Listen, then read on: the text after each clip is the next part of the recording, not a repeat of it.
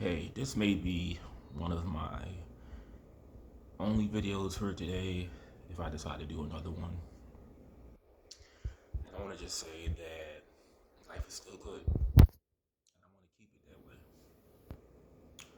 I don't usually name drop in videos, but this is not a video of me talking down on Mr. Wiley. So, I don't really tell where I get a lot of my inspiration from, but Marcellus Wiley is one of the reasons why I'm trying to work on being a better speaker. I'm not there yet with how I want to just throw this in here. How I sound on here is not how I sound in person. I only sound like this when I'm comfortable. If I'm working, I don't talk like this because the last thing you want people to know is you know more. I'm not no genius, but when you work a job, you don't. One thing you don't want to show off is your knowledge, your sophisticatedness. That's probably not even a word, but you don't want to show how you don't want to display your knowledge on at any job. Just like if you have a good job, you don't want to display your personal views because you want to keep making money. So I'm working on. I feel like I'm getting better, but I just need just to put. I gotta make it a routine, an everyday thing, and I gotta stop letting stress interfere with my routines. But I've heard Mr. Wiley has been in a lot of controversy lately with his marriage and allegations. I'm not really going to talk about that, but I've been watching him. I've known of him maybe for a couple years now, and in a lot of ways, he says exactly what I say. I don't believe he has a Christian like theme to his channel. I know he has his own YouTube channel. I don't know what he thinks about religion, but one thing I do tend to follow people that are college educated. Like I tend to follow people who, like, he went to one of the top Ivy League schools in America, Columbia. He's more of an academic to me than an athlete. He only played for the NFL for like what 10 years, but he went to school for 16. And you have to be a pretty good student to go to somewhere like Columbia. So he was a pretty outstanding student. So yeah, I would listen to him if he talks about social issues, because he could talk about a multitude of things on Vlad TV. I'm going to listen compared to like any other like most NFL players. They have to. I don't know if they all graduate from college, but they have to spend at least 3 years in school. While basketball players, they're not. I'm not saying basketball players are dumb, but you spend 1 year in college, and that year is not even probably dedicated to studying. You just go there until you go to the NBA like a year later.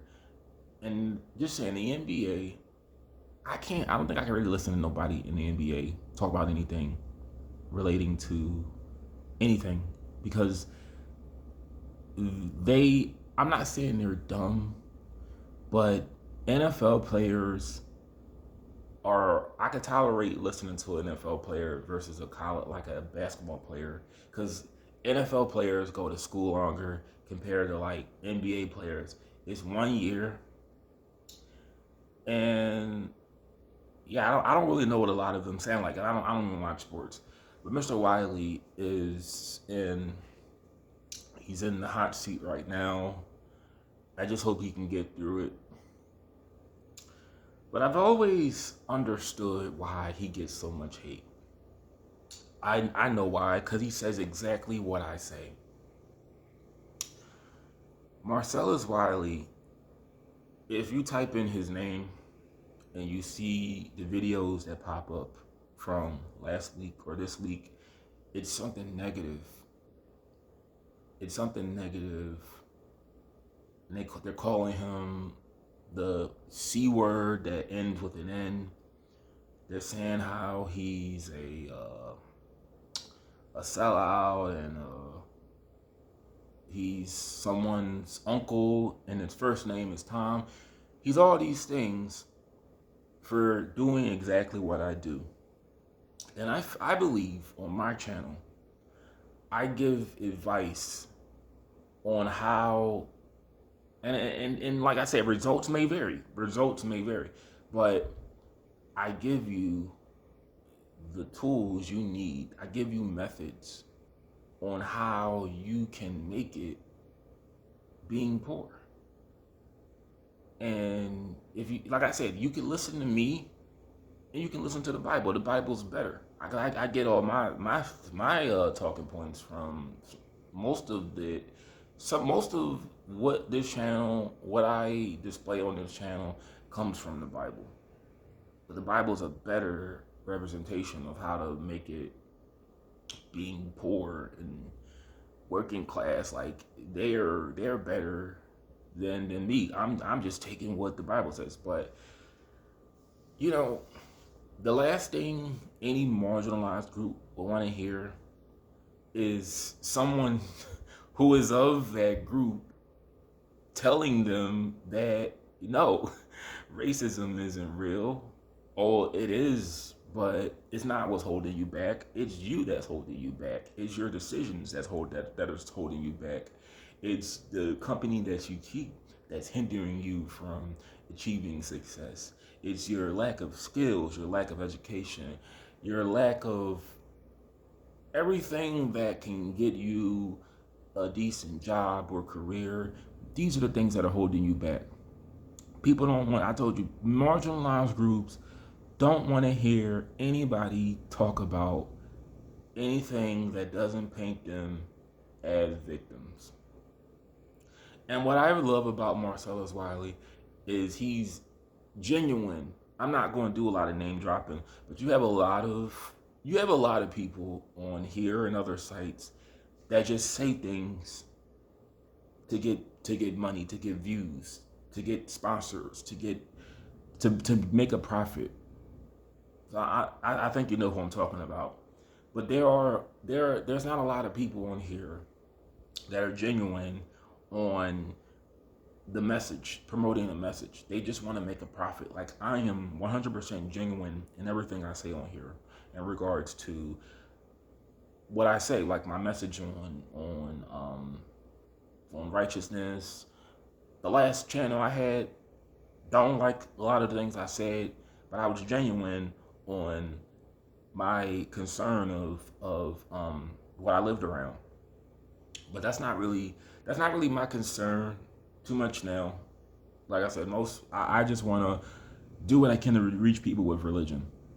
But Marcellus Wiley, he gets the hate he gets because he's one of the few people who can tell whatever marginalized group, whatever group he's talking about, mostly it's black people. But he's one of the few people that can actually give you great sound advice on how to get out of your situation. Because usually you are the cause of your own circumstances. You are the cause of your own misfortune. Even myself, I am the cause of a lot of the misfortune in my own life. But people don't want to hear anybody give actual solutions. They're comfortable in the state they're in. They don't want to see change. They'd rather stay where they are. But you have a guy, a college-educated man, an articulate, well-spoken man, who gives you advice that's not as, like I said, he's not that, like me, he's not that, revolutionary, full of hype, I love being black. I heart being black. Wearing T-shirts, the Juneteenth and the I heart being black T-shirts in Africa and all this other stuff. He he knows he's black. But he doesn't have to keep reminding you that he's black. You can tell by just looking at him that he's black. But it's like you don't want to hear a man give you real advice. Like me, sometimes you don't want to hear real solutions. You're fine with how things are, and that's why I sort of stayed. I sort of backed away from the whole race thing on here. Like I used to make videos on it, but I backed away because I had to learn to. People are comfortable with just how things are. They don't really want help. They have to want it. Not you can't force anyone to want help. But being poor, like I said, it's something I'm used to, but it's not the end.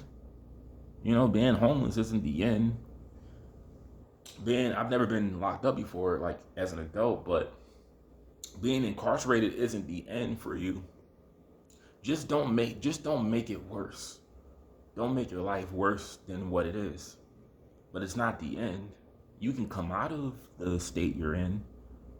And like I said, the best advice I can give you on how to live, how to make it being poor is the Bible. The Bible is a great instruction manual on how to be successful with little to little. The Bible is a great. I kind of messed up what I was going to say, but the Bible is a great instruction manual on how to make it with little to little. Hold up, guys. I don't know why I keep messing up what I'm trying to say, but the Bible is great. It's a great instruction manual for disadvantaged people. It's great. Everything that you would once, like I said before, God came in my life, I would resort. I would resort to sin to relieve myself from life stress. And I've learned now how to manage stress a little bit better.